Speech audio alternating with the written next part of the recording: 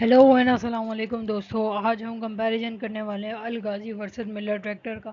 इसके अंदर मैं कुछ पॉइंट्स बताना चाहूँगी। बेसिकली अल गाज़ी ट्रैक्टर जो है वो आपका उसके पास 75 हॉर्स पावर के ट्रैक्टर्स हैं। मिल्लत के पास 75 हॉर्स पावर के भी ट्रैक्टर हैं प्लस 85 हॉर्स पावर के भी ट्रैक्टर्स मौजूद हैं। अल गाज़ी जो है वो अभी एक्सपोर्ट्स करना उसने एवेन्यूज़ देखना स्टार्ट किया। अभी तक इतना फ्रीक्वेंटली एक्सपोर्ट्स नहीं किए उसने, वो मिडल ईस्ट वगैरह देख रहा है। जबकि मिल्लत जो है वो प्रोएक्टिव अप्रोच लेते हुए अभी भी एक्सपोर्ट्स कर रहा है। दूसरा अल गाज़ी जो है वो अभी अपनी मार्केट एक्सपेंशन करेगा और फर्दर जो है वो 85 हॉर्स पावर के ट्रैक्टर्स बनाने के लिए जाएगा, जबकि मिल्लत ऑलरेडी ये चीज़ कर रहा है। अल गाज़ी जो है वो अभी उसने R&D डिपार्टमेंट इंस्टॉल किया है ताकि वो एफिशिएंसीज़ लेकर आ सके और अपने कॉस्ट को जो है वो बेहतर कर सकें, जबकि मिल्लत अपनी कॉस्ट पर ऑलरेडी काम कर रहा है और जो है वो एफिशिएंट है और वो बहुत आगे है।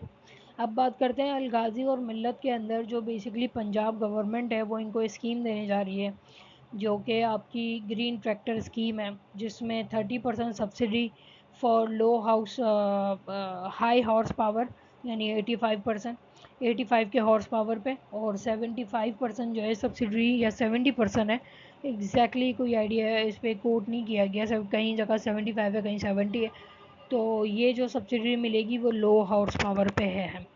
तो अब दोनों की इनकी वजह से डिमांड आएगी। अभी जो इस साल दोनों के जो सेल्स के नंबर बेहतर हुए हैं वो एग्रीकल्चर आउटपुट की वजह से हुआ है, और अभी दिस ईयर जो है वो आपकी सब्सिडी की वजह से डिमांड इंक्रीज़ हो सकती है। अब लास्टली इसमें एक पॉइंट डिस्कस करना चाहूँगी, वो है कॉपरेट फार्मिंग। कॉपरेट फार्मिंग के अंदर जो है वो न्यू इनिशिएटिव्स आ रहे हैं, न्यू टेक्नोलॉजी आ रही है। तो मिल्लत और गाजी के लिए, दोनों के लिए चैलेंजिंग सिचुएशन ये है कि इनको मार्केट के हिसाब से कॉम्पिटेंट रहना बहुत ज़रूरी है। अपनी एडवांसमेंट करना, टेक्नोलॉजी लाना, इन्हेंसमेंट करना, this is the key to both of them. And I think अभी मिल्लत उस पार पर है कि जहाँ पे वो एफिशिएंसी रेशो अचीव कर सकता है बनस्बत अल गाजी के। तो but Al Ghazi is going to be come back to soon in the industry. अगर मैं इसकी क्वार्टर ऑन क्वार्टर्स पे भी नंबर की भी बात करूँ तो अल गाजी की अच्छी खासी सेल हुई है एज़ कम्पेयर टू द मिल्लत। अब इनका मसला ये है कि अल गाजी से के मैनेजमेंट से जब मेरी बात हुई तो उन्होंने मुझे बताया कि राफे ये सीन होता है कि हम लोग हमारा ये होता है कि हम लोग 15 या 20 दिन के अंदर ऑर्डर आता है और हम लोग भेज दे रहे हैं। अब ये लो हाउस पावर की वजह से तो हमारा मार्जिन जितनी ज़्यादा भले सेल क्यों ना हो जाए, बट मार्जिन इसमें कम है, तो इस वजह से हमारी अर्निंग्स में वो इस तरह से टर्न टर्न नहीं हो पाता। और दूसरा ये कि इनकी बुकिंग ऑर्डर जो है वो 15 से 20 दिन की, अगर आप आज बुक करते हो तो आपको मिल जाती है। सो ये आई थिंक कुछ अपडेट्स हैं। एंड गोइंग फॉरवर्ड मैं समझती हूँ अलगाजी में भी एक पोटेंशियल है, अगर तो ये अपनी R&D डिपार्टमेंट और सब कुछ कर दें। बाकी 85 हॉर्स पावर का जो इनका ट्रैक्टर है वो अगस्त सितंबर में इन्होंने बोला तो है, बट मुझे लग नहीं रहा मतलब स्टार्ट करने का ना इनकी मैन्युफैक्चरिंग वगैरह। तो मुझे वो वहाँ से अभी लग तो नहीं रहा। आई थिंक ये लास्ट क्वार्टर है CY 24 के, बिल्कुल नवंबर दिसंबर की कहानी है कि जब ये शायद अनाउंस करें कि हमारा ट्रैक्टर आ रहा है या कुछ और है।